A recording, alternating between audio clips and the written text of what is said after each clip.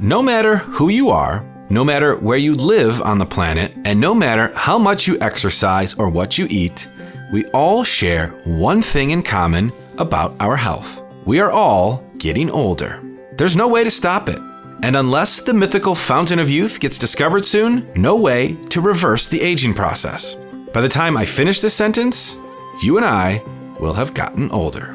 By the year 2060, there will be nearly 100 million Americans aged 65 and over. That's about double the amount today. This tremendous growth poses serious challenges, and public health researchers are working today to meet those challenges.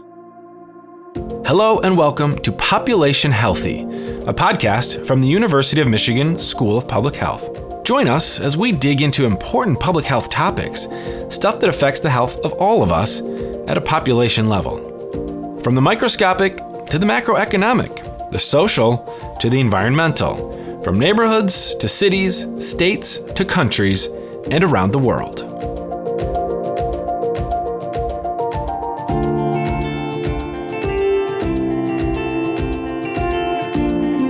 Today, we'll hear from 4 researchers who examine aging in different ways. We'll explore what it means for all of us here in the United States when people live longer and longer, and the financial costs of getting older.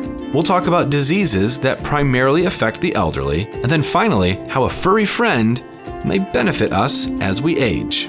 We begin with what may seem counterintuitive, the burdens that come with living healthier, longer lives. I'm Neil Mehta. I'm an assistant professor in the Department of Health Management and Policy at the University of Michigan's School of Public Health. So demography is the scientific study of human populations and how they change. And what's really exciting about the field is that we study how big or macro population changes. For example, increasing life expectancy, changing birth rates, how they sort of affect our daily lives. Demography is a very data-driven field.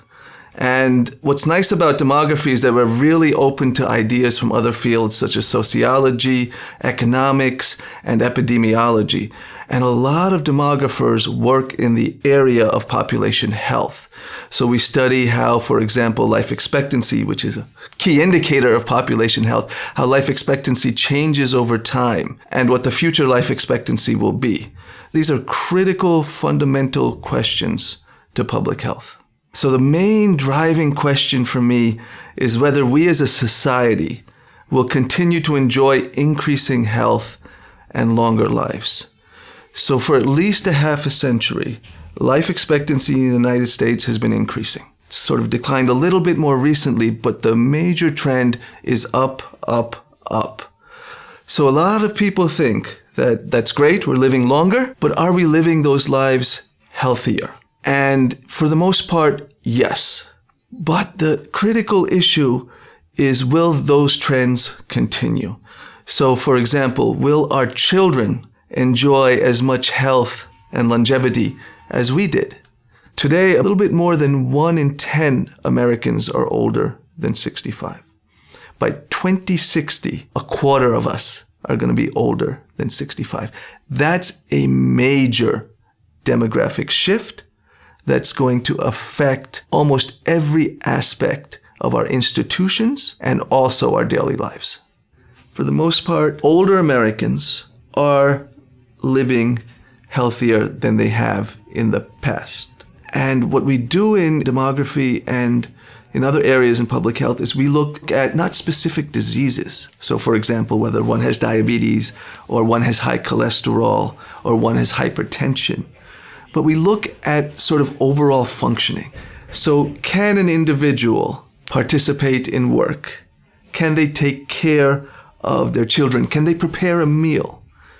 Having hypertension is important to your life. Being able to go to the grocery store is also really important to your life. And by measuring the ability of people to do these daily tasks, we can get a really good insight on the underlying health of the population. And when we do this, what we see is that over time, individuals are healthier than they were in the past, and they're able to function better than they were in the past. With that said, there are some really concerning trends that have cropped up very recently, so within the past 5 to 10 years. And what researchers have identified is that middle-aged Americans, so Americans in their 40s and 50s, seem to be not doing as well as middle-aged Americans only 10 or 15 years ago. These levels of functioning and disability that I spoke about are sort of plateauing, and in some instances we have some evidence that they're increasing. Now, we haven't seen that pattern in a long time, so that's very troubling because these individuals are going to age, and they're going to be part of our older population very soon. So what's going on there? We really don't know. One big demographic transformation that has occurred over the past century is that families have what we call become more vertical. Because of increasing life expectancy, we spend more time with our parents than in the past. We also have less siblings to rely on to care for our aging parents. That affects many aspects of our lives. So you have a generation where they're caring for their children, as we have throughout human history, but we're also diverting resources, diverting attention to our aging parents. And we have to sort of balance that. What sorts of policies, whether they be public policies or whether they occur for employers or private companies, what sorts of policies should we and do we need to support working adults in caring for both their parents and their children? And it's a direct result of increasing life expectancy at older ages and having parents that live a long time, which is good news, right? We want our parents to live a long time, but we have to deal with these issues, and that's sort of an area that a lot of us think about in our research. So population aging will affect all aspects of our lives, our politics, our institutions. We've heard a lot about the solvency of the Social Security system. Will it be there for Americans tomorrow? Will we be able to afford to give Social Security benefits to Americans tomorrow? A major reason that this is a big issue is because of population aging. If we were not aging as fast as we are as a society, we would not have concerns about whether we could afford Social Security for the next 50 years. One thing I do want to raise is the issue of sort of vulnerability, where we see a lot of older Americans not having the resources or the wealth or the income that they may have once had. We see very high levels of poverty among older Americans. We see, particularly among older Americans who are racial or ethnic minorities, we see very high levels of poverty. We see a lot of housing insecurity among older Americans. So I've emphasized sort of good health and increasing longevity, and yes, that's true. But there are long-term concerns about the economic and social well-being of older Americans that we should engage with as sort of public health practitioners.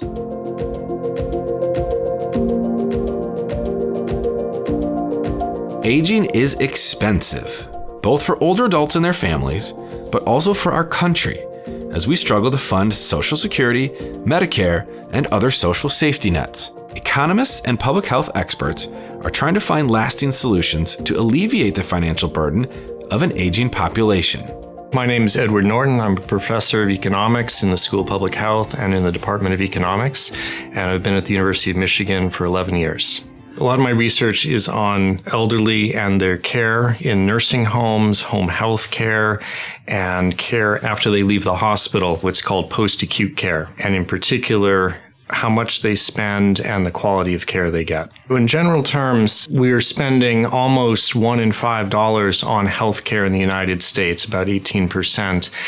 And because our population is gradually getting older, that fraction that we spend on healthcare is likely to go up even more. The baby boom generation, those born in the 20 years after World War II, are now starting to retire and go on Medicare. And generally, older people spend more on healthcare. So the amount we spend on healthcare is just gradually going up and up. And also the fraction of non-elderly adults is shrinking, so there are fewer working age adults to support elderly and help pay for their health care. And this will continue to be a problem for the next 50 years or so. Social Security is a pension system that people pay into during their working years, and then they receive pension from the government after they retire. That is currently fully funded, but eventually, unless additional funds are put in, we will run out of money for that. Medicare is the federal health insurance for all people above age 65, as well as some people who have disabilities below age 65. And that, again, is largely financed through taxes on working age adults, although some of it comes through general revenues. What we're concerned about is growth in healthcare spending that outpaces the rest of the economy. 30 years ago, we were only spending just over $1 in $10 on healthcare, and that has gone up to almost 1 in 5. Medicaid is the state-run health insurance program. It's partly funded by the federal government. It's an enormous part of every state budget, partly funded by state taxes, partly by federal taxes. But again, because healthcare is expensive, because our population is gradually getting older and health expenditures increase with age, this is a real concern going forward, whether we'll have enough money to pay for healthcare. If you go to the store and you buy something and it doesn't work, you would take it back to the store, either get your money back or exchange it for a product that works better. With healthcare, if you go to the hospital and say you get surgery, you're discharged home, things don't go well, you have to be readmitted, Medicare pays again. And instead of getting a refund or something, Medicare pays a lot more when things go wrong. So gradually people realized that this was a system that was not putting enough emphasis on improving quality of care and was leading to very high expenditures.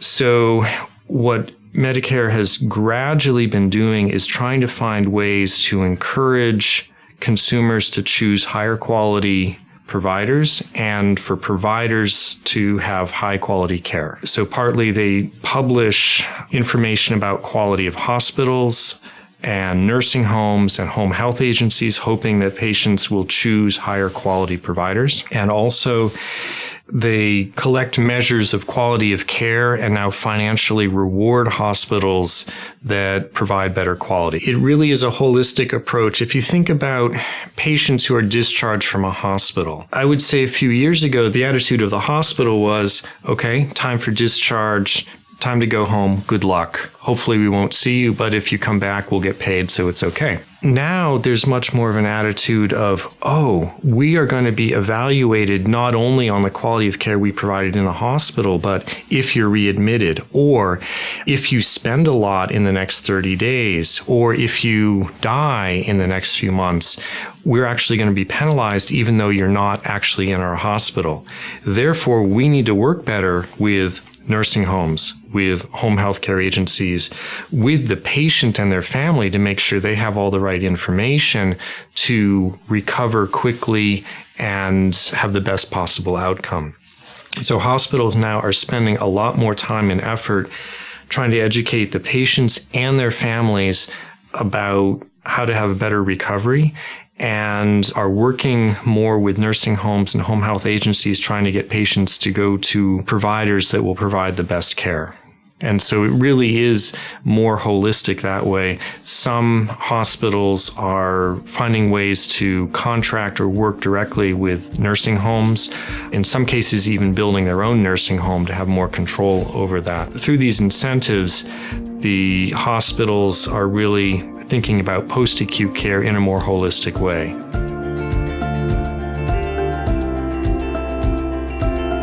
As our nation's population ages, more and more people are living with Alzheimer's disease. Public health researchers are working to better understand this form of dementia in order to work toward treatment and prevention options. My name is Dubois Bowman. I serve as the Dean of the University of Michigan School of Public Health, and I'm also a faculty member in the Department of Biostatistics. My research over the past decade or so has really centered on brain imaging and using brain imaging as a tool to try to understand disruptions to the brain, whether psychiatric disorders or neurological disorders, and also to understand how those changes alter over time and also how they respond to treatments. So Alzheimer's disease primarily is a disease that affects elderly population. In fact, over 96% of the cases exist in people 65 years of age and older. And we're undergoing large demographic shifts in the United States where we have people living longer lives in a higher proportion of society at older ages. So correspondingly, what we are anticipating is a growth in the prevalence of disorders like Alzheimer's that affect an aging population. Just to give you a sense of how this plays out for Alzheimer's disease, there are roughly 5.8 million in the United States currently. By the year 2050, that number is expected to look something more like 14 million. We are bracing ourselves, and I think it's a clear public health challenge to prepare ourselves to deal with this increasing burden of Alzheimer's disease. We're still learning a lot about how Alzheimer's disease works. There have been great strides in recent years, but as with many brain disorders and some other human conditions, the picture is incredibly complex. There are 100 billion neurons in the brain that support all of the functions that we know as humans. And this is subserved by just an incredibly sophisticated and complex network of signaling and interaction between neurons. What happens in Alzheimer's disease is there's some dysregulation of that normal functioning. And what we notice is that there is an accumulation of a protein called tau that happens inside of neurons. And then in addition, an accumulation of beta amyloid, they begin to form plaques between neurons. Ultimately, this dysfunction and dysregulation ends up causing neurodegeneration and cell death. And then that cell death becomes excessive and ultimately leads to some of the symptoms that we see in Alzheimer's disease, like loss of memory. There are currently no treatments that stop or halt the progression of Alzheimer's disease. There are no treatments that prevent neurodegeneration. So the landscape for developing new neuroprotective treatments is an open one, and I think a challenge for the scientific and pharmaceutical industries. Right now, there are some treatments that are available, but the treatments that are available are intended largely to help to mitigate some of the symptoms of Alzheimer's disease rather than more systemically stopping the progression. From a public health perspective, prevention of Alzheimer's disease is certainly the ultimate goal. And as we encounter an aging population, we will have to put more focus and efforts on preventing Alzheimer's disease and other forms of cognitive decline. Currently, there is no irrefutable evidence about prevention strategies. However, it has been a topic of recent discussion. And so the National Academies, in fact, published a report where they addressed this topic specifically and really tried to evaluate the evidence for prevention. The good news is that they came out with some clear suggestions. The bad news is that the recommended strategies had encouraging but inconclusive evidence. And just to give you an idea of some of the recommendations, things like increased neurostimulation or cognitive training. And these can be very simple tasks in daily lives, like trying a new crossword puzzle, learning a novel task that will push your brain to do things in new ways. A second recommendation concerns physical activity. Suggestions are to just increase from what you do currently in a moderate way, and as you build capacity to perhaps increase the challenge, but it doesn't necessarily need to be incredibly vigorous forms of physical activity to deem benefits. The last recommendation from the National Academies report deals with blood pressure management. One of the suspected risk factors for Alzheimer's disease targets kind of a change in neurovasculature, which can be impacted by chronic hypertension. And so if an individual has hypertension, to take appropriate measures to alter diet, to increase exercise, and if necessary, to introduce medications to properly manage. My research really has the long-term goal of finding markers for Alzheimer's disease that may manifest before symptoms. The symptoms that present in Alzheimer's disease, the changes in memory, the declines in cognitive function, are believed to occur decades possibly after some of the underlying neurodegeneration. So as we think about early intervention, longer-term even prevention, there's a clear need to identify early markers or biomarkers of disease. As a short-term goal, what we've done in our research is try to mine large-scale data to tease out patterns that change over time that are distinct between individuals with Alzheimer's disease and healthy controls. Some of the findings in my work that we're excited about and excited to continue exploring really focus on some brain structures that are believed to occur very early in the disease process. So, for example, the hippocampus, which is known to play a critical role in memory. We've noticed changes in the hippocampus, and not only specific to the hippocampus, but in how the hippocampus relates to other brain regions. We're very excited because given the theory that this is one of the early aspects of neuropathology that occurs, if we identify individuals who have signs of Alzheimer's that are detectable in their brain scans, but it's before they begin to exhibit symptoms, it will give us an opportunity to begin to develop and test treatments as a broader scientific community, and including the pharmaceutical industry. I'm optimistic for the future that we will have insights and breakthroughs in the near future that will help some patients today, but even longer term, help family members of some patients who may have increased risk, or future individuals, to hopefully ultimately bend the incidence and prevalence of Alzheimer's disease.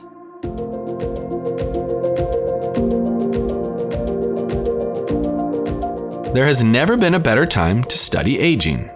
There are new opportunities to think creatively about living longer, healthier lives.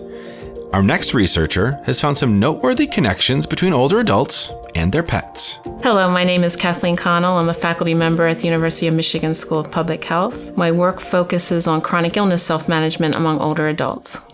Well, pets are hugely popular, and they're a naturally occurring source of support, and they can contribute to physical health, social, emotional, cognitive health. In addition to that, many people benefit from being able to care for others, and there are always plenty of pets that need a good home. So in this way, there's this wonderful set of opportunities and synergy between pets and older people. The National Poll on Healthy Aging is being conducted at the Institute of Healthcare Policy and Innovation with two partners, AARP and Michigan Medicine, which is the medical school at the University of Michigan. The poll is a nationally representative survey of adults age 50 and above. It addresses a whole range of health topics. My close colleague and friend Mary Janovic and I were invited to help create a module on pets. And over 2,000 adults completed the module on pets using an online format. We learned a lot from our poll results about how pets can contribute to the overall health of their owners. First, we learned that companionship was the primary reason why people reported getting a pet in the first place. And then we had people respond to a set of potential benefits, and the vast majority of pet owners responded that their pets helped them enjoy life. It made them feel loved and treasured. It helped reduce their stress. Their pets gave them a sense of purpose. Their pets helped them stick to a daily routine, and their pets helped them cope with physical or emotional symptoms. This was the majority of pet owners. So we weren't shocked that they so strongly endorsed these benefits, but they really are very meaningful. And then there were some extra benefits for dog owners. The majority of dog owners in our poll reported that their pets help them to feel protected, feel connected with others, and help them be physically active. And that's not hard to imagine because for many owners and their dogs, they end up taking a walk, sometimes daily, and that gets people out, greeting other people. All of those were extra benefits reported by dog owners. So these benefits provide examples of how pets can contribute to both physical and emotional and mental health, as well as add happiness and improve quality of life. In addition to benefits of pets, it's important to be balanced and consider some of the concerns that people reported to us about their pets or about owning a pet. 55% of the people who responded to our poll reported owning a pet. So that meant 45% didn't. The non-owners reported not wanting to be tied down and not having time to care for a pet. Those are legitimate issues and concerns. And so pets may not be a right fit for all people at all times. And then there's also some challenges that pet owners reported, including pets making it difficult to travel or enjoy activities away from home. Pets sometimes put a strain on people's budget because pet care can be very expensive. And falls due to a pet were reported by 6% of our respondents. Now that's a low percentage, but any fall, particularly among an older adult, is a serious concern. Another thing to consider is that the majority of older adults have one or more chronic conditions that they manage, and the symptoms or the complications of those conditions might impact an older adult's mobility or their strength, and thus their ability to provide care. And the loss of a pet might be particularly challenging for older adults, especially those that live alone, because their day-to-day routine might have been so intertwined with that pet's daily routine that their loss is just so significant. If older adults are considering pet ownership, there's some things that they might want to think about. The first is choosing the right pet, be it a cat or a dog, but there's also rabbits, fish, birds, reptiles. There's so many different options. Obviously, they take different levels of care, and some might fit someone's budget a little bit better than others. So those are some of the things to think about. But if adoption is the right fit, a senior pet might be an especially good choice for an older adult because potentially they might require less exercise, for example, in the case of a dog. And often older pets will stay longer at shelters because puppies and kittens and younger pets are so popular and so appealing. So for an older adult, a senior pet might be a wonderful adoption and give that older pet just the right fit.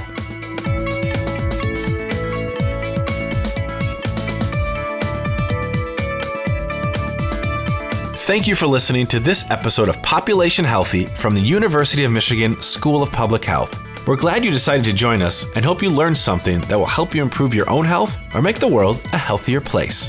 If you enjoyed the show, please subscribe or follow this podcast on iTunes, Apple Podcasts, Google Play, Stitcher, Spotify, or wherever you listen to podcasts. Be sure to follow us at UMICHSPH on Twitter, Instagram, and Facebook so you can share your perspectives on the issues we discuss, learn more from Michigan public health experts, and share episodes of the podcast with your friends on social media. You can also check out the show notes at our website, population-healthy.com, for more resources on the topics discussed in this episode. We hope you join us for next week's episode, where we'll dig further into public health topics that affect all of us at a population level.